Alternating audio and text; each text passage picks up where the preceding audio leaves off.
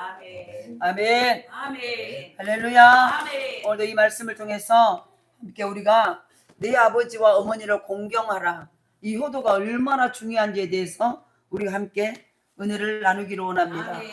얼마나 중요하면은 하나님이 이 땅에서 약속 있는 첫 계명이라는 거, 하나님이 약속을 걸어놨다는, 축복을 경품으로 걸어놨다는 얘기예요.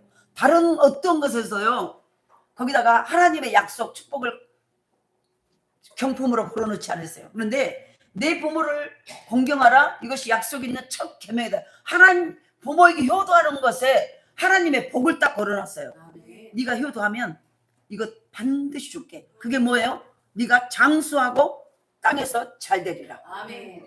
장수의 복과, 예배를 드릴 때는 조용히 해요. 장수의 복과 땅에서 잘 되는 이 모든 복, 그냥 앉아요. 이제 조용히 하기로 했으니까. 네. 그래서 우리가 내 아버지와 어머니를 공경하라. 이것에 앞서서 우리 이 전주가 어린이 주일이에요. 그래서 우리의 자녀들이, 제가 오늘 아침에 가만히 이제 다 준비를 하고 나서 식탁에 앉아서 묵상을 하는 가운데 자녀들에게 감사했어요. 그래서 제가 감사의 문자를 보냈어요. 어떤 문자를 보냈냐면, 여러분 다 했겠죠? 그냥 아들들에게, 며느리에게 보냈어요. 뭐라고 보냈냐면, 아들아, 네가 내 아들이어서 좋다. 아들아, 내가 네 엄마여서 감사하다. 아들아, 너는 하나님께서 나에게 주신 가장 귀한 보배, 가장 큰 사랑이고 귀한 보배이어서 행복하다. 그냥 이렇게 보냈어요. 그래서 우리 며느리한테도, 주희야, 네가 내 며느리여서 감사하다. 내가 네 엄마여서 고맙다. 너는 나에게 보내주신, 하나님이 보내주신 가장 보배롭고 존귀한 선물이다. 그래서 그것 때문에 행복하다. 이렇게 문자를 보냈어요. 저희들이 어떻게 하든 말든. 그랬더니 큰아들한테 문자가 딱 왔어요. 엄마, 저도 엄마 아들이어서 행복해요. 제가 그렇게 하니까 행복하다. 한 번도 그런 적이 해본 적이 없어. 제가 일단은 그렇게 하니까는요, 엄마, 나도 엄마 사랑해. 나도 엄마 아들이어서 행복해요. 그때 또 둘째 아들한테서 직접 육성으로 말이 와서, 엄마, 이거 혹시 형한테 보낸 걸 나한테 잘못 보냈어요? 아니, 너한테 보냈어. 그래요? 감사해요. 제 엄마가 없으면 제가 어떻게 이 자리에 있겠습니까? 그래서 보세요. 너무 웃기죠? 형한테 보낸 걸 저한테 잘못 보냈어요. 이렇게 얘기를 하는 거예요. 그래서, 아니, 너한테, 너에게 한 거야. 그러니까, 와, 다 그래요. 감사합니다. 그래서 엄마가 없어서 제가 어찌 이 자리에 있겠습니까? 우리가 자녀들에게도 잘해야 되겠구나. 아멘. 내 자녀인 것이 감사하고, 아멘. 그것을 말로 표현할 줄 아는 저와 여러분이 되기를 원합니다. 아멘. 오늘 에베소 6장 1절을 해서 4절의 말씀처럼 내 아버지와 어머니를 공경하라. 제가 그러면서요, 계속 어버이날이 한 주간 동안 내내, 어버이날 어제 그제부터 어떤 거냐면, 어머니는 그래도 되는 줄 알았습니다. 심순덕 시인의, 제가 한번 그때 소개해 줬죠. 그 내용은 잘 모르겠죠.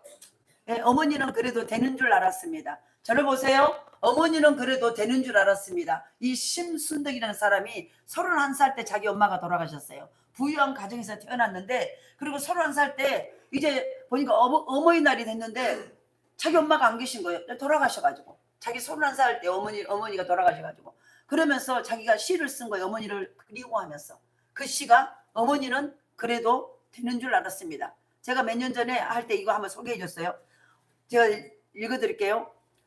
엄마는 그래도 되는 줄 알았습니다. 하루 종일 밭에서 죽어라 힘들게 일해도 엄마는 그래도 되는 줄 알았습니다.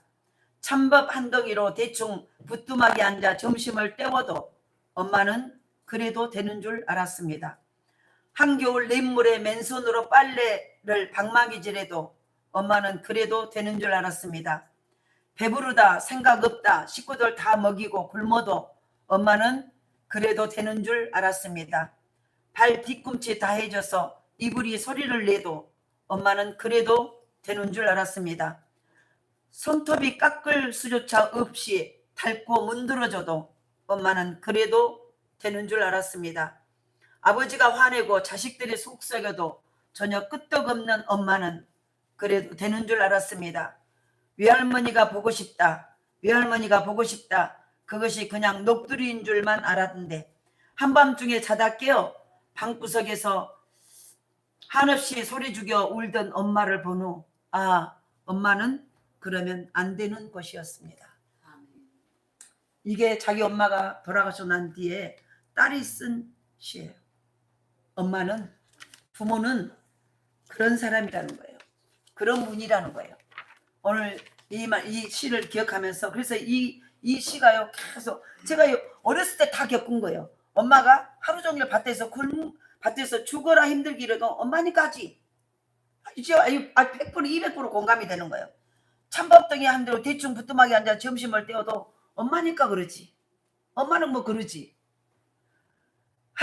한겨울 냇물에 막 찬에, 그때는 고무장갑도 없어, 찬물에 막 냇물에 가서 겨울에 막 빨래질하고 방망이질을 해도 엄마는 당연히 엄마니까 그렇게 하지. 그것이 엄마도 그러면 안 되는 것이었다는 거예요. 우리는 손 싫으면 막 장갑 끼고 손 싫어서 못한다고, 배고파서 죽겠다고 하는데 엄마는 그래도 되는 줄 알았다는 거예요. 엄마는 배부르다 하고 식구들 다 먹이고 굶어도 엄마는 엄마니까 우리는 배불러야지. 발 뒤꿈치가 다 이불에 빠시락빠시 소리 나면은 엄마 발이 왜 그래 했지. 그 발이 얼마나 우리를 먹이고 살리느라고 다 헤어졌는가. 엄마는 그래도 되는 줄 알았다는 거예요. 그리고 엄마는 날마다 밭일을 막 손으로 막 하다 보니까 손톱이 다 닳아서 깎을 게 없어. 깎으려고 다 닳아져서. 그래도 그건 엄마니까 그렇지. 엄마는 그래도 된 줄 알았다는 거예요. 그리고 할머니 보고 싶다. 왜 할머니 보러 가면 되지. 근데 못 가잖아요. 그런데 외할머니가 보고 싶다 그래도, 그리고 나중에는 저 밤에 잠자다 일어나면 방 한 구석에서 훌쩍훌쩍 울고 있는 엄마는 그래도 된 줄 알았어요. 그런데 나중에 깨닫고 보니까 엄마는 그렇게 하면 안 되는 것이었어요. 우리는 어쩌면은 우리가 부모인 현실이지만은 돌아보면은 우리 엄마들에게, 우리 부모들에게 우리가 어떻게 했는가 다시 한번 돌아보면서 오늘 말씀을 통해서 우리 스스로를 돌아보는, 그리고 하나님의 명령 앞에 내 아버지와 어머니를 공경하라. 미국의 어느 조그만 마을에 젊은 부부가 아기 하나를 낳고 살고 있었어요. 그런데 아기를 낳은 지 얼마 안 되어서 몇 달 안 돼서 남편이 세상을 떠났어요. 그래서 이 엄마는 하나밖에 없는 아들을 키우기 위해서 낮에는 산 기슭에 올라가서 밭이 없으니까 산 이 중턱에 올라가서 거기서 막 일구가지고 거기다 닭을 풀어서 닭을 키우고, 또 이제 그것만 해가지고 먹고 살 수 없으니까 이 아들 하나 있는 이것을 어떻게 하면은 안 굶기고 제대로 먹이고 살 수 있을까. 그리고 재봉틀 하나를 잘 골라주고 중고 재봉틀 하나를 사가지고 밤이면은 낮에는 그 산 기슭을 막 개간을 호미로 막 해가지고 거기다가 뭘 야채를 좀 심고 또 거기다가 닭을 키워서 그걸 팔아서 아이를 이제 식량을 하고 학교를 대고 이렇게 하려고 하고, 밤에는 이 고장이 잦은 그 중고 재봉틀로 남의 옷을 수선하면서 싹바니를 해서 아들을 키웠어요. 아들은 어머니의 은혜에 보답하는 심정으로 열심히 공부해서 이 좋은 대학의 수석으로 졸업을 했어요. 아들은 졸업하는 날 졸업생을 대표해서 이 마지막 답사를 하기 시작했어요. 연설을 하기 시작했어요. 학장으로부터 대통령이 내린 금메달을 받도록 되어 있었어요. 어머니는 자랑스러운 아들의 영광스러운 졸업식에 참석하고 싶었지만은 입고 나갈 옷 한 벌도 없었어요. 맨날 누더기밖에 없었어요. 때 묻은 누더기, 다 떨어진 누더기밖에. 그래서 바로 이 아들이 이제 엄마 참석해야 되니까 한다는데 내가 급한 일이 있어서 도저히 가려고 했는데 못 간다 라고 말을 하고 핑계를 냈어요. 근데 그랬으니까 내가 갈 수 없으니까 네가 좀 이해 좀 해주라 하고 아들한테 사정을 했어요. 근데 아들은 어머니 그건 안 되는 말이에요. 어머니가 참석하는 졸업식에 내게는 무슨 의미가 있겠습니까? 하고 막 아들이 이제 안 된다고, 엄마 꼭 참석해야 된다고 해요. 그래서 어머니는 어떤 일이 있어요 꼭 참석해야 된다고, 참석하지 않으면 자기도 졸업식에 참석하지 않겠다고 때를 써요. 할 수 없이 어머니는 졸업식에 참석을 해요. 그런데 남루한 옷차림과 새까맣게 날마다 사는 기슭에 올라가서 닭을 키우느라고 날마다 새까맣게 단 얼굴을 가지고 또 옷도 하나 제대로 반듯 옷이 없어서 떨어지고 남는 그 닳고 다른 낡은 옷을 입고 가서 아들이 창피할까 봐서 저 구석진 곳에 가서 겨우 남들 뒤에서 얼굴이 안 보이게 앉아 있어요. 그래서 아들은 단상에 올라가서 멋진 졸업 연설을 하기 시작했어요.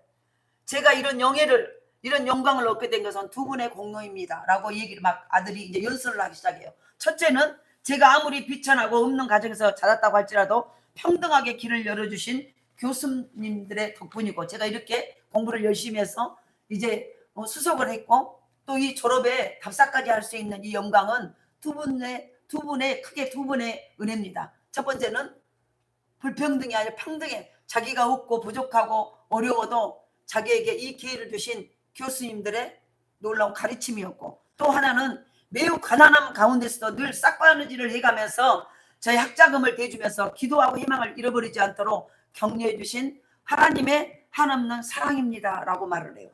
그리고 하고는 대통령을 보낸 영광스러운 금메달을 목에 걸고 바로 내려와서 뒷자리에 머리를 들지 못하고 딱 숨어있는 그 어머니 목에 달려가서 그 어머니 목에 그 금메달을 매달아요. 그러면서 어머니 감사합니다. 이 모든 것이 어머니의 은혜였습니다. 그 어머니 앞에 돌리는 그것에서 참석하는 많은 사람들이 박수감 쳐다보네요.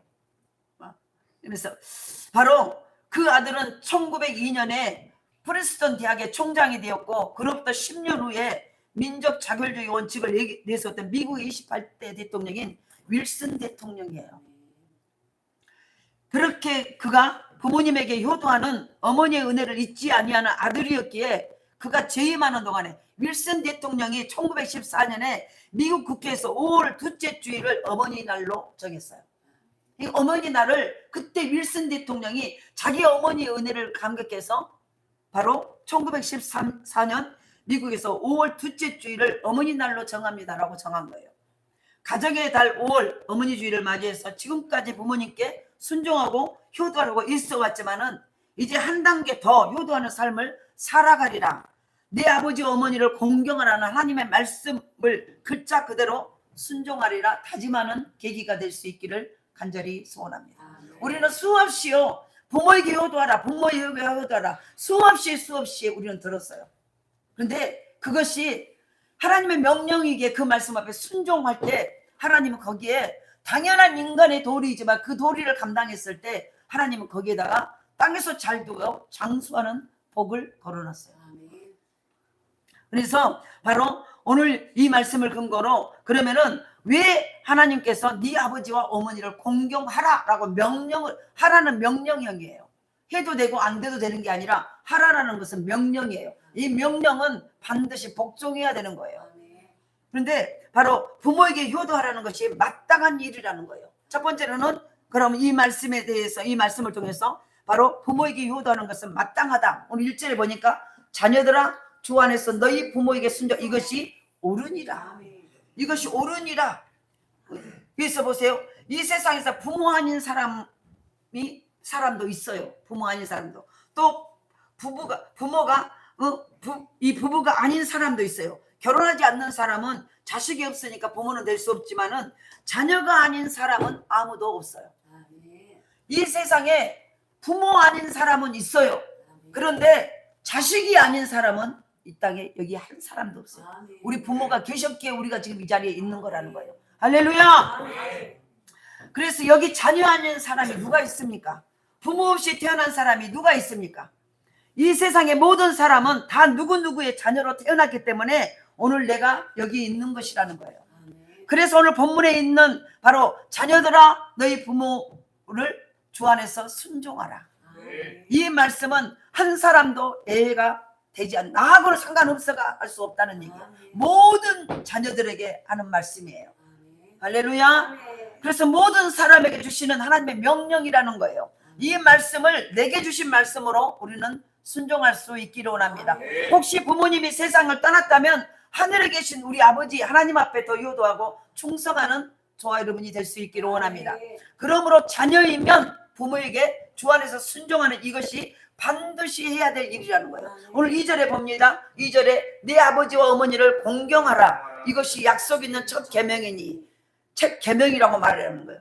저 뭐예요? 지금 공경하라 이 말은 순종하고 공경하라는 것이 효도하라는 거 말이에요. 순종하고 공경하라 이 말이 효도하라는 거예요. 그럼 이렇게 순종하고 공경하는 일이 어떤 일이라고 했습니까? 옳은 일이라고 말하고 있는 거예요. 이렇게 공경하고 순종하는 효도하는 것이 옳은 일이다. 여기서 옳은 일이라는 것은 마땅한 일, 당연히 해야 될 일이라는 거예요. 우리가 마땅히 해야 될 당연한 일이라는 거예요. 그런데 이 당연한 일도 하지 못해서 사회가 얼마나 어지럽고 힘듭니까? 가정들이 이 당연한 일을 하지 못함으로 얼마나 힘들고 아픕니까? 왜 순종하는 것이 마땅합니까? 그러니까 보세요. 순종하는 것이 마땅합니까? 부모님의 사랑 때문이라는 거예요. 그러니까 보세요. 이 하나님 앞에 내 아버지와 어머니를 공경하라. 이것이 마땅한 것이라는 거예요. 왜요? 바로 부모님의 사랑 때문이에요. 이 세상에서 이런 사랑 저런 사랑 많이 말하고 있지만 부모님의 사랑만큼 크고 위대한 사랑이 또 어디 있겠습니까? 이 땅에 막 모든 사랑이, 친구 간의 사랑, 부부 간의 사랑, 남녀 간의 사랑, 온갖 모든 사랑이 다 있지만은 부모님의 사랑만큼 크고 위대한 사랑이 어디가 있겠습니까? 그래서 바로 보세요. 형제 간의 사랑이 있지만 형제도 한쪽이 잘 되고 잘 되면은요, 다른 사람이 칭찬받으면 형제가 아니라도 시기예요. 또 부모에게 말할 수 없는 비밀을 친구에게 할 만큼 가까운 친구라 할지라도 친구가 지나치게 잘 되고 칭찬받으면 시기 질투예요. 그런데 이 세상에서 시기하지 않는 사랑은 부모님 사랑밖에 없어요. 부모님은 자녀들이 아무리 잘 돼도 자기보다 수천 배 잘 돼도 좋아하시지 시기하지 않아.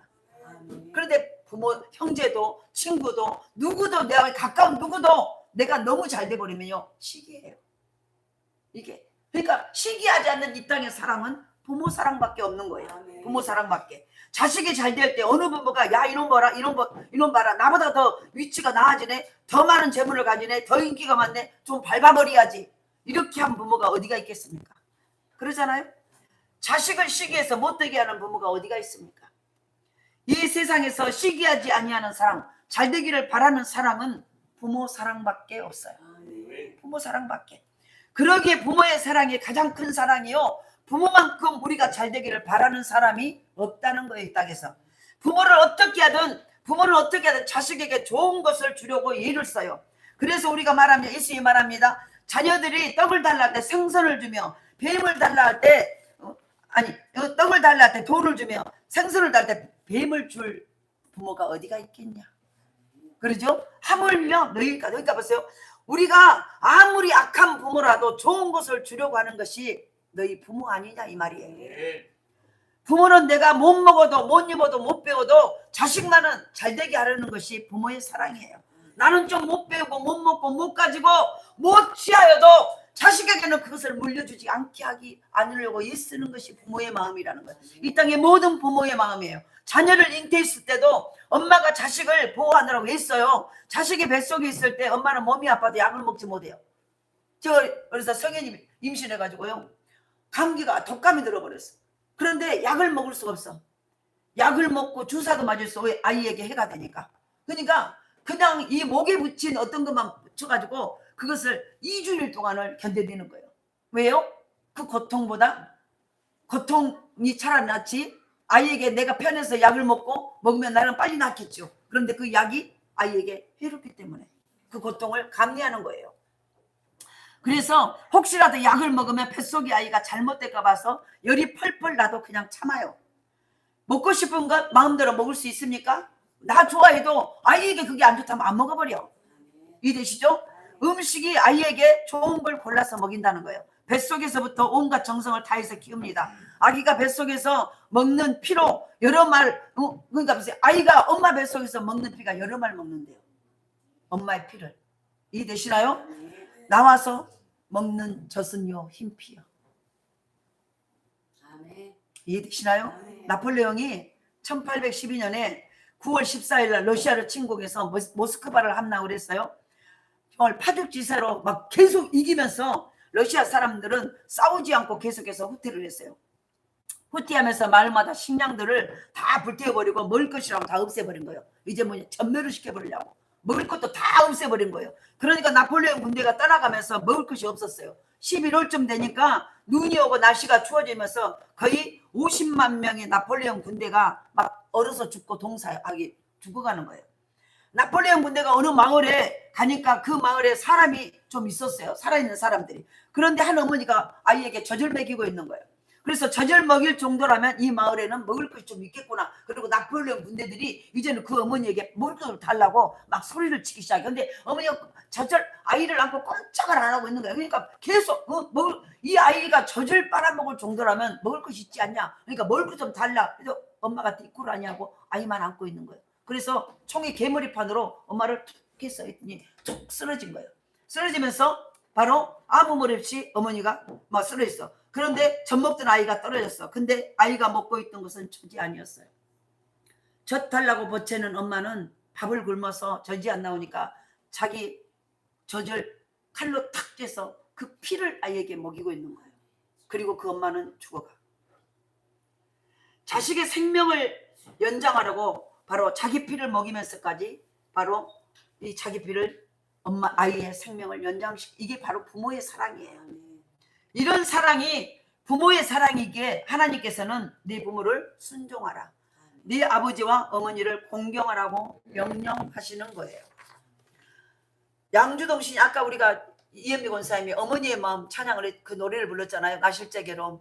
그것이 양주동 시인이 쓴 시예요. 어머니의 마음이란 노래가 있어요. 나실제 괴로움 다 잊으시고 기르실 제 밤낮으로 애쓰는 마음, 진자리 마르는 자를 가라니시며 손발이 다닳도록 고생하시네. 하늘 아래 그 못이 널떠하리요. 어머니의 이생은 가히 없어라. 어려선 안고 업고 얼려주시고 자라선 몸기되어 기다리신 마음.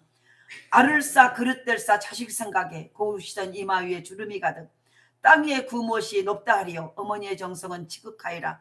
사람의 마음속에 온 가지 소원, 어머니의 마음속엔 오직 한 가지. 아낌없이 일생을 자식 위하여 살과 뼈를 깎아 바치는 마음. 인간이 그 무엇으로 거룩하리요. 어머니의 사랑은 그지없어라. 이것이 어머니의 마음이요 부모의 사랑이에요. 모든 이 땅의 부모는 이 마음이에요. 그래서 이런 사랑에 자녀들은 마땅히 순종하고 공경해야 된다는 얘기예요. 인간의 죄 중에 가장 무섭고 악한 죄는요 사람에 대한 배신이에요. 가장 고귀한 사랑을 받고 배신하는 것은 용서받을 수 없는, 받을 수 없는 죄인이에요. 미움받고 미워하는 것은 당연해요. 그러나 사랑받고 미워하고 그 고귀한 사랑을 받고도 배신한다면, 부모의 사랑에 배신한다면 이것은 용서할 수 없는 죄인이라는 얘기예요. 그래서 하나님께서는 말씀하십니다. 이걸 신명기에 보면은 자기 아비나 어머니를 치는 자는 반드시 죽이라. 부모를 저주하는 사람도 무조건 죽이라고 말을 하고 있어요. 신명기 21장 18절 21절에 부모의 말을 순종치 아니하고 징계를 듣지 아니한 자가 있거든 공회에 끌고 가서 모든 사람들이 다 돌 하나씩 들고 그를 쳐 죽이되 돌 무덤을 만들라라고 말을 해요. 이 정도로요 하나님이 부모의 말에 거역하고 공경하지 않는 것을 하나님이 징계로 다스렸다는 거예요. 왜요? 사랑에 대한 배신이기 때문이에요. 그냥 내둬요. 사랑에 대한 배신이기 때문이에요. 사랑에 대한. 그래서 바로 잠언 30장 17절에 보면은 아비를 조롱하며 어미 순종하기를 싫어하는 자의 눈은 골짜기에 까마귀에게 쪼이며 독수리 새끼에게 먹힌 것이라고 말을 해요. 얼마나 무섭습니까? 만약에 너희가 그런 사람을 안 죽이면 내가 그들을 죽여서 저 들판에서 죽게 해서 까마귀와 독수리 새끼에게 먹이가 되게 할 것이고 하나님께서 탈 것이라고 하나님은 단호하게 말씀하고 계신다는 거예요. 왜냐하면 마땅히 해야 될 일인데 그것을 하지 아니하면 그가 하나님인들 바로 섬기겠는가? 보이는 부모에게 잘못하는데 보이지 않는 하나님에게 제대로 하겠는가라는 말이에요. 디모데후서 3장 2절에 보면 말세에는 부모를 거역한 일들이 있을 것이라고 말해요. 사람들이 자기를 사랑하며 돈을 사랑하며 자랑하며 교만하며 비방하며 부모를 거역하며 감사하지 아니하며 거룩하지 아니하며. 요즘 얼마나 신문지상에서 부모를 거역하는 일들이 많이 나옵니까? 매스컴에서, 뉴스에서. 부모를 죽이고 부모를 때리고 부모를 감금하고 부모를 학대하고. 살기는 나아졌는데 부모에 대한 사랑은 점점 식어가고 있다는 거예요. 왜? 부모에게 순종하며 공경하라고 했나? 옳은 일, 당연한 일이기 때문이에요. 이런 사랑 받았기에 부모의 은혜 다시 한번 깊이 깨닫고 바로 부모님께 순종하고 공경해서 효도를 실천할 수 있는 그런 하나님의 사람이 되라는 거예요. 이것이 마땅한 일이며 꼭 해야 될 일이라는 거예요. 어른이라 이 말은 마땅한 일이고 꼭 해야 된다는 거예요. 안 하면 벌이 온다는 거예요. 근데 하면은 상이 온다는 거예요. 이게 바로 하나님의 말씀이에요. 그래서 바로 우리는 우리의 삶 속에서 이 효도가 얼마나 중요한지를 다시 한번 깨달을 수 있기를 원합니다. 부모에게 효도하는 것이 당연하다. 그리고 두 번째로는 바로 내 어머니와 아버지와 어머니를 공경하라. 부모에게 효도하는 것이 당연한 것이기에 이거 옳은 것이고 마땅한 일이기에 반드시 효도해야 된다는 거예요. 두 번째로는 이렇게 효도하는 자에게 주시는 복이 있어요. 이렇게 마땅한 일을 자식이 부모에게 마땅히 효도하는데 이 마땅한 일에 하나님은 이 효도하는 자에게 주시는 복이 있다는 거예요. 그럼에도 이 일을 하지 않는 사람이 너무나 많다는, 마땅히 해야 될 일이기에 효도했다고 표창하거나 칭찬해야 될 일이 아님에도 불구하고 마땅히 하지 아니하니까 하나님께서는 효도하면 축복해 주심하고 약속까지 해주셨어요. 마땅히 해주시고 마땅히 해야 될 일인데 그렇게 말해도 안 하니까 하나님이 효도하면은 마땅한 것을 하면은 축복하겠다라고 약속을 해주셨어요. 약속을. 어떤 복입니까? 땅에서 잘되고 장수하는 복을 주리라고 약속을 해주셨어요. 졸리면은요 눈 뜨고 저 뒤에 가서 앉으세요. 땅에서 잘 된다는 말은 뭐냐? 신명기 28장에 바로 들어가도 나가도 복을 받고 내 떡반죽 그릇과 소생과 모든 생업이 다 축복해 주마고 하는 약속이에요. 그러니까 너의 모든 삶의 현장이 잘 되게 해줄 거라는 거예요. 아니 부모에게 마땅히 할 효도를 했는데 이 땅에서 들어가도 나가도 복을 주고 네 떡반죽 그릇이 잘 되고 네가 손으로 다닌 것이 잘 되고 너의 모든 생업과 그 모든 삶에 복을 주시겠다고 약속하신다는 거예요. 이것이 땅에서 잘 된다는 말이고 또 장수하는 축복은 뭐냐?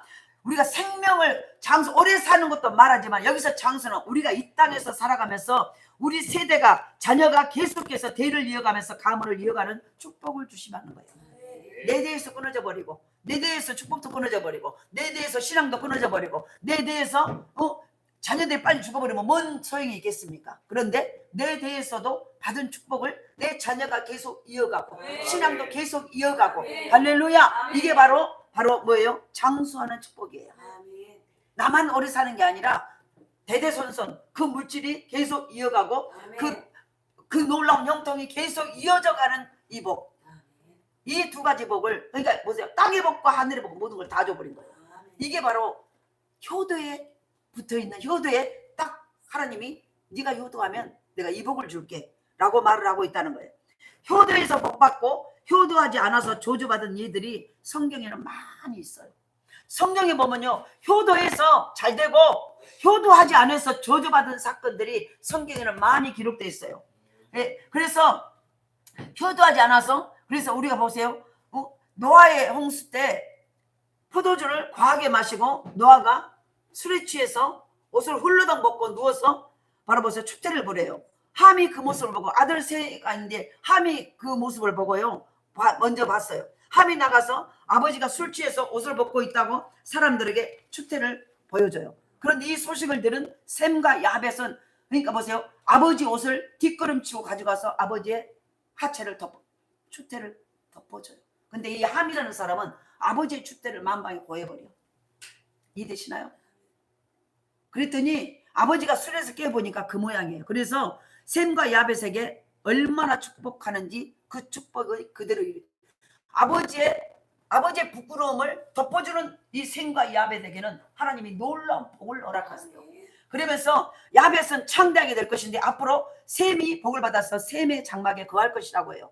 지금의 구라파 유럽 쪽이 야벳의 축복을 받은 사람들이에요. 유럽이 얼마나 잘 삽니까? 그러죠? 그런데 함은요 어떻게 조져봐요? 아버지의 추태를, 아버지의 부끄러움을 낱낱이 공개해버리고 한 그 종은요 종의 종이 돼버려. 지금의 아프리카의 민족. 이해되시나요? 종만 되어도 저주인데 종의 종이 되는 삶을 살게 했다는 거예요. 지금 얼마나 흑인들의 인권이 무시되고 있습니까? 효도하지 않다가 저주받은 후손들이 역사상에서 그런 대접을 받고 있다는 거예요. 또 우리가 다윗의 아들 압살롬을 봅시다. 다윗이 얼마나 사랑하는 자식이었습니까? 압살롬이 얼마나 귀하게 키웠던지 상처 하나 없는 자식으로 사랑을 받으며 자랐어요. 그런데 압살롬은 장성해서 아버지 임금의 자리를 몰아내고 자기가 임금이 되려고 계획을 세워요. 군대를 모집해요. 예루살렘에 있는 아버지를 잡아 죽이고 임금이 되기 위해서 돌아오니까 아버지가 어떻게 자식과 싸우겠습니까? 그러죠. 군대를 모집해서 아버지와 정면으로 그 임금의 자리를 놓고 싸우려고 아버지를 몰아내고 자기가 그 자리를 차려고 아버지를 지금 죽이려고 하는 거예요. 근데 아버지는 못 싸우죠, 아들과. 그래서 아버지는 머리를 풀고 신발을 풀고 엉엉 우면서 그 예루살렘을 그냥 떠나요. 아들과 대결하지 아니하고. 그런데 미처 데려가지 못한 아버지의 후궁들이 성에 있었어요. 압살롬은 들어와서 후궁들을 다 겁탈해요. 그가 어떻게 죽었습니까? 머리가 상수리 나무에 걸려서 요압이 창셋을 가지고 그의 심장을 찔러버려요. 주변에 있는 군사들이 칼로 난도질해서 죽여요. 불의자는 이렇게 된다는 얘기예요. 또 하나 우리가 효자 이삭을 봐봅시다. 창세기 이삭, 아브라함의 아들. 이삭은 아버지 아브라함이 모리아산에서 번제로 드리기 위해서 데리고 가요. 이삭은 그 당시 이삭의 나이 10대 후반에서 20대쯤 됐다고 그래요. 학자들은 말이에요. 그런 아들을 강제로 아버지가 100세 넘은 아들이가 100세 아버지가 묶어서 장작더미 위에다 올려놓고 칼로 찌르려고 한다는 거예요. 아버지는 그러니까 보세요. 아들에게 너는 약속의 자식이다. 하나님께서 너를 번제로 바치라고 하신다. 아버지가 다 설명했을 것이라는 거예요. 그러니까 이삭이 아버지의 뜻이라면 그렇게 하십시오 하고 손을 묶으십시오 하고 내놨다는 거예요. 아버지의 명령 앞에. 청년의 10대 후반 20대 초반에 이 혈기왕설이가 100세가 넘은 아버지를 힘으로 제한 못하겠습니까? 그런데 그 아버지의 명령 앞에 하나님이 너를 제물로 드리라. 그 20대는 얼마든지 손을 부딪혀버릴 수 있어요. 근데 거기서 유유히 순종한 아버지의 명령 앞에 순종한다는 거예요. 그리고 묶이고 장작더미 위에 올라가는 거예요. 스스로 올라가서 아버지 찌르십시오 하고 아버지의 칼을 기다리고 있었을 것이고, 다시 말해서 죽기까지 순종했던 이삭. 그러니까 하나님께서 이삭을 얼마나 축복하십니까? 이삭의 아버지 아브라함도 험악한 생을 보냈어요. 그런데 이삭의 아들 야곱도 얼마나 험악한 생을 삽니까? 그렇지만 이삭만은요 얼마나 평탄한 삶을 사는지 몰라. 이삭은 뭐예요? 아버지에게 순종한 거예요. 이해되시죠? 이게 다른 사람은 아무리 파도 물이 안 나오는데 이삭이 파기만 하면 무물이 나와. 이삭이 손만 대면은 형통이 넘쳐나는 거예요. 잘 되는 거예요. 이게 뭐지만 효도였어. 할렐루야. 그 당시 우물은요 생명줄과 같은 것이에요. 그리고 얼마나 겁으로 살았습니까? 그런 축복을 효자들에게 주셨다는 거예요. 그런 축복을. 요셉도 얼마나 효자입니까? 아버지의 명령에 순종하려고 갔다가 형들에게 팔림을 당해서 죽을 고생을 했어요. 그 순종하는 모습을 하나님께서는 버리지 아니하시고 결국 애굽의 총리가 되게 해요.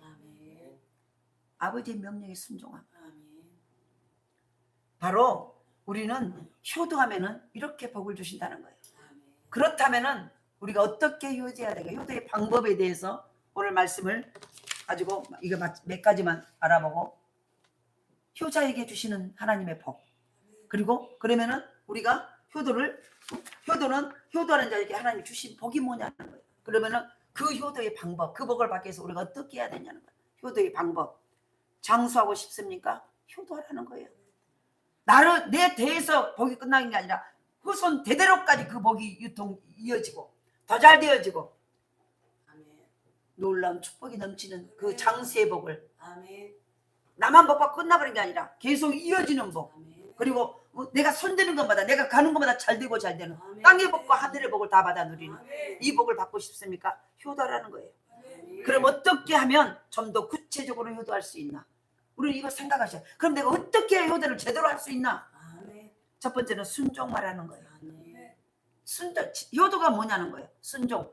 그 말은 뭐예요? 말씀에 이게 순종이라는 거예요. 부모님의 마음에 안 드는 일이 있다고 할지라도 순종하라는 거 단 한 가지, 주 안에서 순종하라는 거예요. 아멘. 너 교회 가지 마. 그런데 그거 순종하면 안 된다는 거예요. 주 안에서 순종. 아멘. 주 안에서.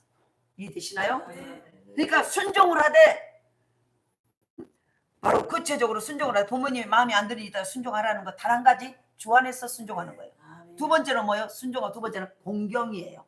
공경은 뭐냐? 가치를 두라는 거, 높이 섬기라는 거예요. 아멘. 모든 가치가 가치 우리는 보세요.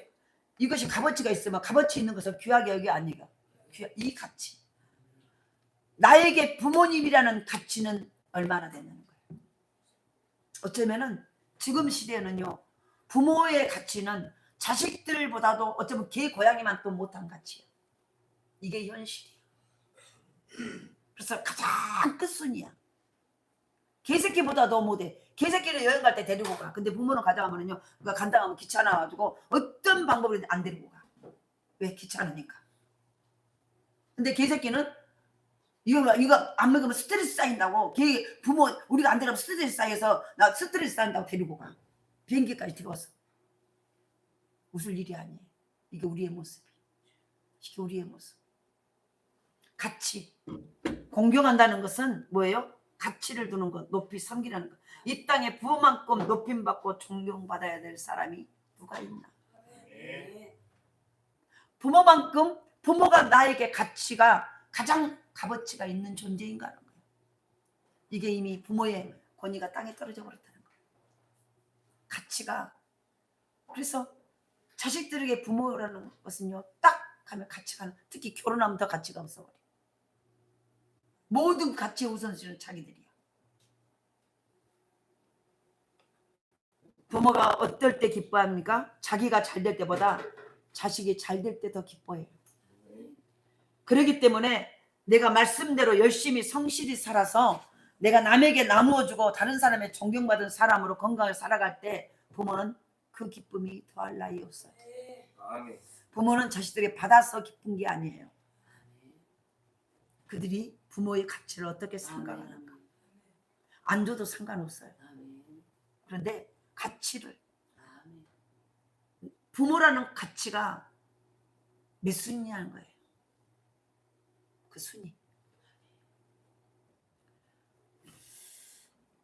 우리 이제 마땅히 해야 될 일 하면서 부모님을 기쁘시게 해드리는 하나님께 복받는 조아림이 되기를 원합니다. 나는 지금까지 부모의 말에 구체적인 효도의 방법, 예 하고 무슨 말씀이든지 예 했는가, 아니고 또 가치를 두었는가, 공경, 가치를 높이 섬기는가. 이 땅의 부모들은요 자식들보다 더 다 못 배웠어요. 더 못 가졌어요. 근데 그래도 부모예요. 어쩌면 그들을 키우기 위해서 더 못 가졌어요. 이해되시죠? 우리의 부모들은 우리를 건강하게 키우려고 더 못 먹었어요. 더 못 입었어요. 못 누렸어요. 자식들을 어떻게 하면 내가 누리는 것보다 자식들을 더 누리게 하기 위해서, 더 먹게 하기 위해서, 더 많은 것을 제공하기 위해서 부모들이 당연히 받아야 할 몫을 못 받았어요. 그런데 그 부모들을 나중에는 어떻게 돼요? 천대받아요. 무시해요. 그러면 성경은 말합니다. 그런 자식은 돌로 쳐 죽이라는 거예요. 이 말이 너무 무서운 말이에요. 복이 안 내린다는 얘기예요. 모든 복은 하나님께서 주세요. 오늘 다시 한번 구체적인 유도 방법. 순종. 예. 무슨 말씀이? 예. 주 안에서. 예. 그리고 가치를, 내가 부모의 가치가 내게 어떤 가치인가. 개새끼보다도 못한 가치인가. 그럼 안 된다는 거예요. 말씀을 맺습니다. 저와 여러분의 삶 속에서 나는 어떤 모습인가. 효도를 권하는 노래가 하나 있더라고요. 곤요가라고. 이것만 제가 읽어드리고 말씀을 맺습니다. 사랑하는 형제자매, 이내 말씀 들어보소. 하나님께 용원받고 부정 모혈 육신되어 천금일신 귀한 몸이 이 세상에 태어나서 금지오급 사랑받아 자란 것이 아니런가. 교육받고 수양받아 입신양면 하는 것과 남원 여치 결혼살이 가정살이 하는가, 하는가며 아름다운 이 세상에 한평생을 누리는 것 부모의 크신 은혜 아니고야 있을 손가. 부모님의 그 은혜는 하늘보다 높건만은 청년 남녀 많은 중에 효자효부 귀할세라. 시집가는 씨앗씨는 시부모를 싫어하고 장가들은 아들내는 살림나기 일심이라. 제 자식은 꾸짖으면 듣기 좋아 즐기면서 부모님은 두 말 안에 잔소리가 빈정되네. 자식들의 오줌똥은 손으로 주무르며 부모님의 가르침은 피상에 밥 못 먹고 과자 봉지 쥐고 와서 자식 손에 쥐어주고 부모 위에 고기 한 건 사올 줄을 모른다네. 강아지는 아르면은 아프면은 가축병은 찾아가도 늙은 부모 병들면 예사롭게 생각하며 열 자식 기른 부모 하나같이 길렀건만 열 자식이 한 부모도 의하여 못 섬기나. 그래 몸이 귀하거든 부모 운공 생각하고 서방님이 사랑거든 시부모를 중의하소. 죽은 후에 후회 말고 살아 생전 효도하며 하나님께 복을 받고 부모님께 낙이 돼서 안 먹어도 세상 상관없는 술 담배는 빨고 먹고 한자리에 앉으면 수많은 돈을 쓰면서도 부모 위에 쓰는 돈은 옴니만큼 따져보니 늙은 부모 기쓰시게 무슨 대접할 수 있나. 반만년의 오랜 역사 깊이 상고하여 보면 명문귀족 변명함은 효자 후손 분명하고 불효자식 끝이 없는 없이 무궁무진 고생이라. 사랑하는 형제자매 지성으로 효도하세. 아멘. 모두 여기에 있던 반만년의 오랜 역사 깊이 생각해보면 명문귀족 번영함은 효자 효손 가정이 명문귀족이 되고 번성한다는 거예요. 그런데 불효자는 끝이 없이 무궁무진 고생이나 고생한다는 거예요. 오늘도 우리는 이 네 아버지와 어머니를 공경하라. 이 어버이 주일을 맞이해서 다시 한번 자식이 아닌 사람은 이 자리에 한 사람도 없어요. 부모는 안 되었을 수 있어요. 그런데 나는 누군가의 다 자식이에요. 그렇다면 우리는 부모가 안 계시면 위로 계신 하나님 영의 아버지 앞에 효도하고 신앙생활 잘 하시고 그리고 남은 생에 효도하면서 윗사람을 공경하고 그렇게 살아가는, 그래서 그런 자에게 하나님은 땅에서 잘 되고 장수하는 복을 주신다고 약속해 주셨습니다. 이 복을 받아 누릴 줄 아는 하나님의 사람 온전히 될 수 있기를 간절히 소원합니다. 하나님 감사합니다.